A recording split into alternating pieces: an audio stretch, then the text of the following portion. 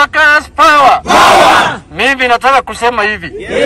Ikiwa mbele ya bunge ya Kenya ya kwamba hii mambo ya housing hii imeenda.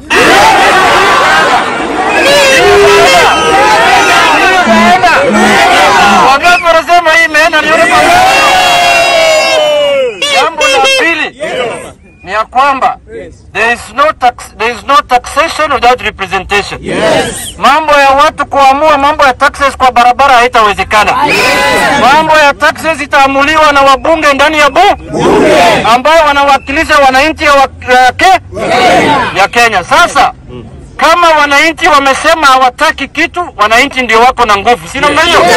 Sovereign power belongs to people. Ya pili, hii finance bill.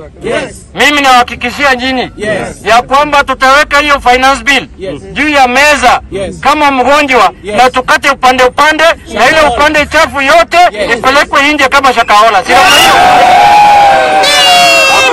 Jambo la mwisho. Mimi nataka kusema hivi ya kwamba wale wananchi ya Kenya bado wana discuss mambo ya tumbo yao. Si namna hiyo? Sasa mtu iko na shida na tumbo ataenda kwa nyumba saa ngapi? Unasema hii mtu amekuja kwa hii hapa kwa hii sherehe ambaye hajaamuka kwake, ambaye alilala kwa barabara, ambaye alilala juu ya mabati. Iko hapa.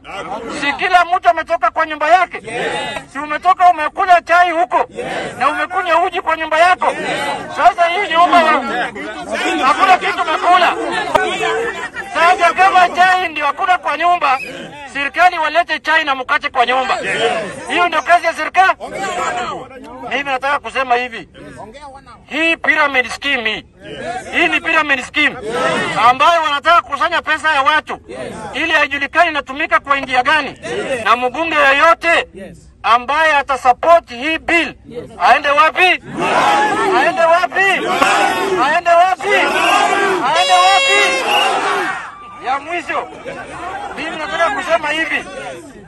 nataka kusema hivi ya kwamba hii bill iko na madhara mingi sana. Sio mambo ya housing peke yake. Iko na VAT ya mafuta, iko sijui na VAT ya nini, sijui iko ushuru ya insurance, sijui iko. Sasa mnataka kuishi mkiwa kama mmeweka magoti chini. Wangapi wanakubali hiyo? Hakuna. Sasa mimi na declare hapa ya kwamba hii 3% housing ime